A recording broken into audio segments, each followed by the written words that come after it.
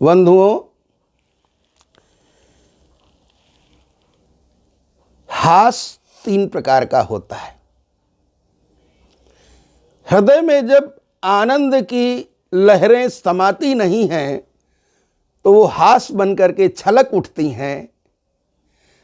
हास जो होता है वो आनंद देने वाला होता है, स्वयं अपने आप को भी और सामने वाले को भी। जब 2 सज्जन व्यक्ति मिलते हैं तो दोनों एक दूसरे को देख करके मुस्करा देते हैं। 4 मिले 64 खिले, 20 रहे कर जोरी, हरिजन से हरिजन मिले, पुल के 7 करोड़। हास जीवन में अनलिमिटेड होना चाहिए। हंसते रहो, मुस्कुराते रहो और दूसरों को भी हंसाते रहो, उन्हें हंसने का अवसर प्रदान करो। दूसरा होता है परिहास।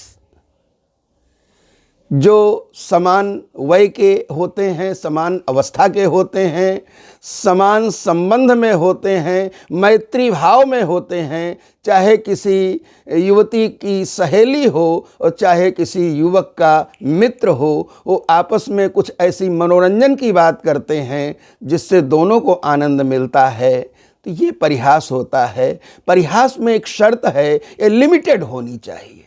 हास अनलिमिटेड, परिहास लिमिटेड। लेकिन एक और चीज होती है, हंसी का एक और विकृत रूप होता है उपहास।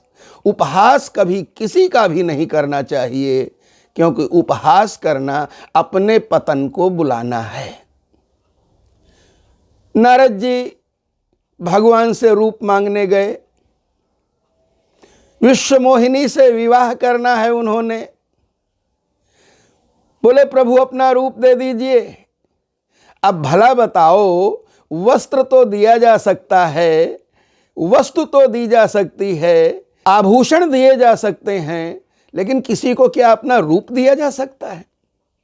लेकिन देवऋषि नारद जी भगवान से उनका रूप मांग रहे हैं। भगवान का एक नाम हरि है। हमारे यहाँ एक अलंकार होता है साहित्य में, यमक अलंकार। उसमें होता क्या है, एक ही शब्द 2 बार यदि आवृत्त हुआ है तो दोनों बार अर्थ अलग अलग होते हैं।